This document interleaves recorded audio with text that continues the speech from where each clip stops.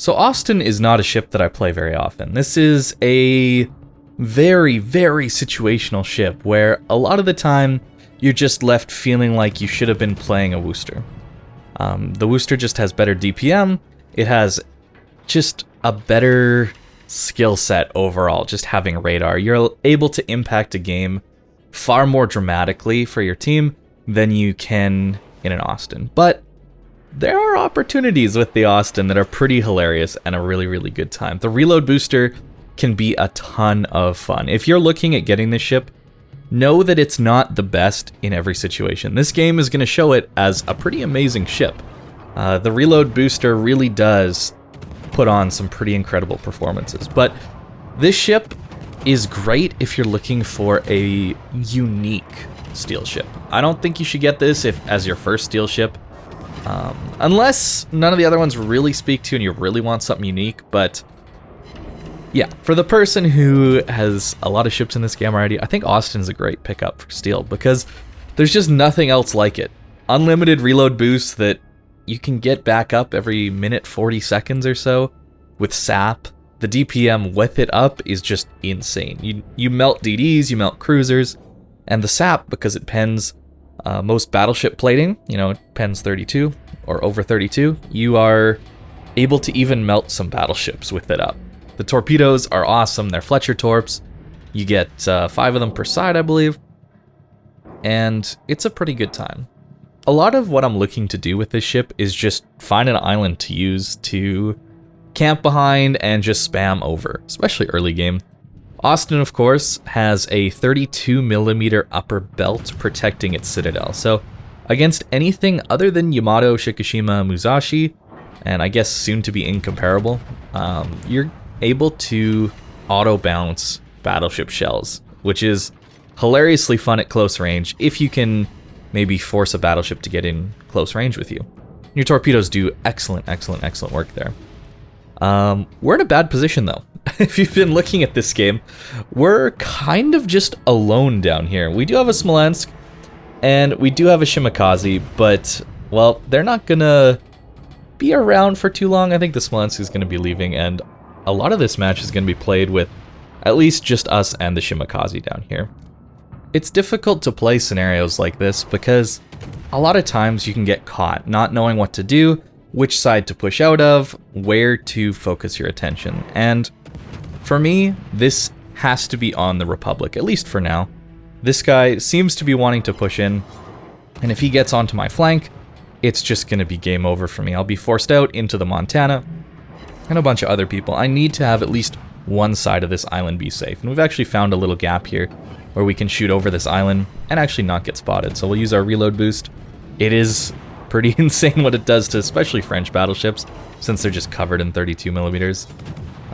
We do get spotted, so crucially, when you do get spotted, you do need to get an escape route. That's one of the reasons I use propulsion mod, because I can get out of situations like that. Of course, we have to shoot the Marceau because he's a huge YOLO torpedo threat, and he's likely able to kill our Shimakaze pretty easily.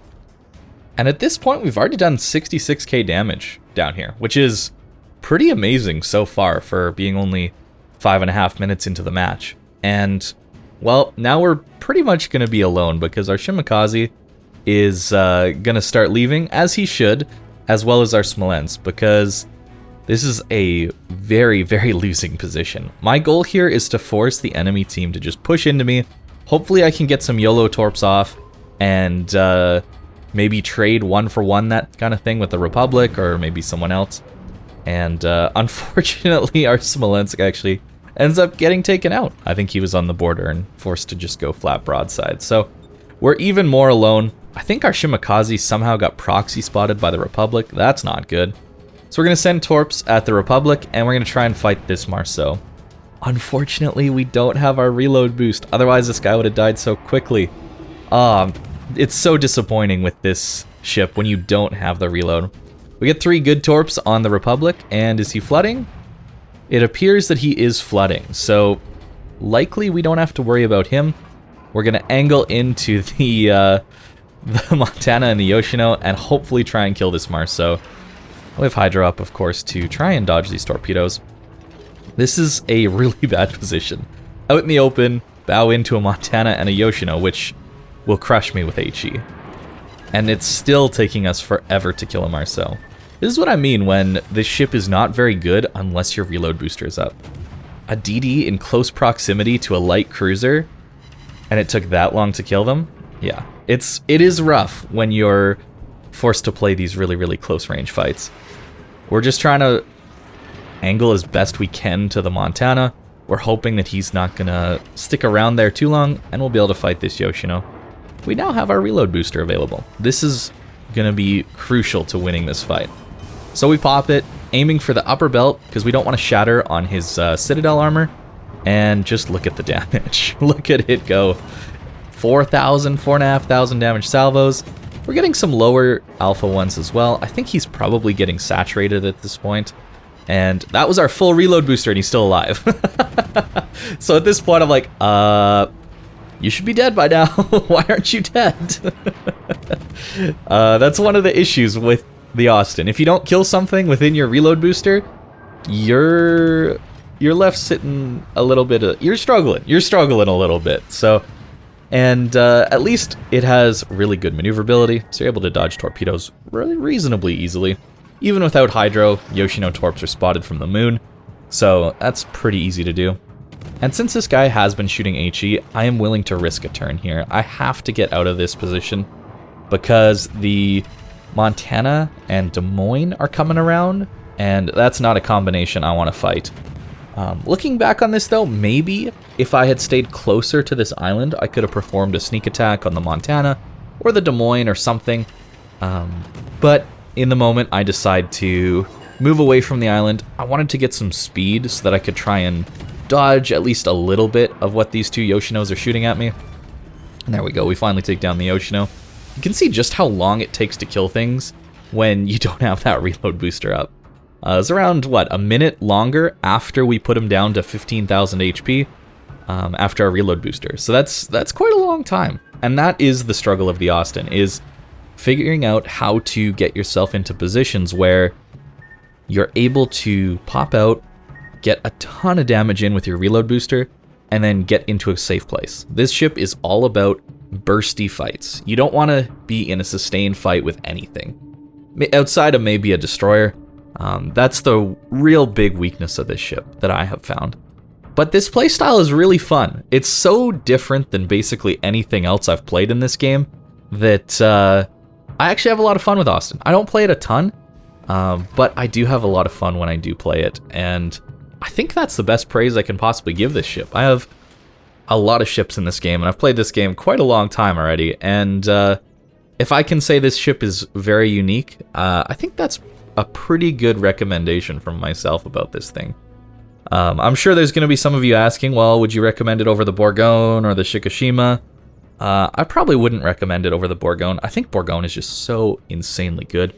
And, well, we'll see next patch, but it might be even more insane with 2-point Brisk and the secondary update being applied. I think Bourgogne could be one of the sleeper secondary battleships because it had the range increase to 12.5 kilometer range, and its concealment, when you go full concealment, it gets it down to 13 something. So it'll almost be a ship where if you get spotted, you're almost in secondary range already. And that's a scary thought with a Bourgogne, with a reload booster, HE pressure. The amount of fires and damage you're going to be able to do with that ship could be pretty insane. Yoshino number 2, and he's full health. We already know my reload booster is not going to kill this guy, but we need to try and get some damage on him. I waited as long as I possibly could. My goal was to get this Montana, let the Montana at least get around the island behind it before I took this fight. You can see I'm constantly worried and checking where he's going to be. Unfortunately, I do have to angle in because the border is right there. Getting stuck on the border can be useful for a short period of time, but I actually really don't like using the border. It limits your movement so much that eventually you're going to run out of speed and you're just going to be a sitting duck. So I'm trying to angle as best I can to the Yoshino and the Montana and the torpedoes, and we finally get taken out. And that's the game. 228,000 damage in that short of a time. And yeah, we did end up losing that game, unfortunately, but playing alone in a corner like that and doing that well, I thought was a great game. And a reasonable view of what the Austin would be like. Probably a little bit too positive. Not all my games look like this, obviously. So the way I have my Austin set up is just like this. We're trying to get our DPM as good as we can possibly make it.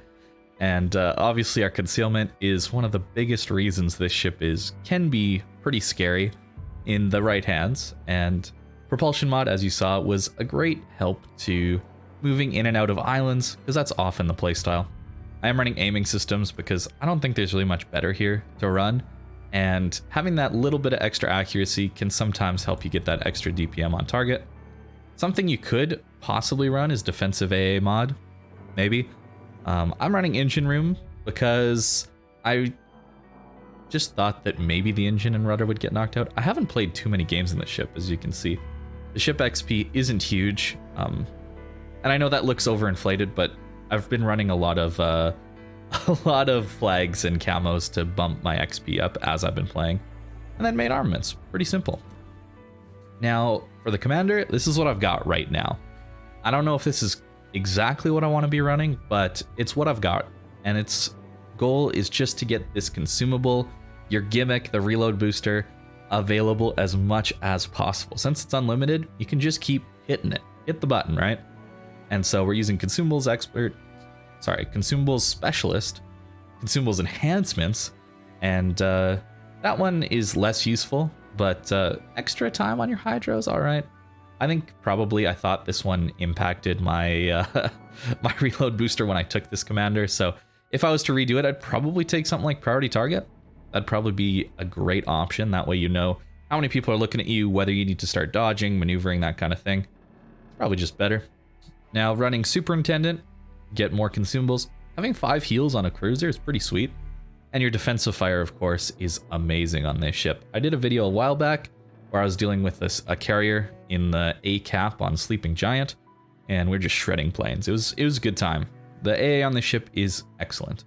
Concealment, again, pretty standard. Adrenaline rush, again, standard. And heavy HE and sap, because the caliber of these guns is below 149 millimeters. So because of that, we don't actually get a concealment penalty for taking this. We just get the pure damage increase. So a very good thing to take on something like the Austin. Yeah, like I said, the number of games played is only 14. So just because the XP was high, yeah, the number of games played in Austin isn't huge for me, but I have been really enjoying it. My average damage is pretty decent at 122. And as you can see, that game I showed was my best game. It was a fun one, actually. I was disappointed we lost, but it was still a lot of fun. And that's what Austin brings to the table. It's just fun in the right scenario. It's hard to play, it's difficult to get the most out of it, but when you do, it's oh so rewarding. So thank you guys for watching, and I hope you have a great day.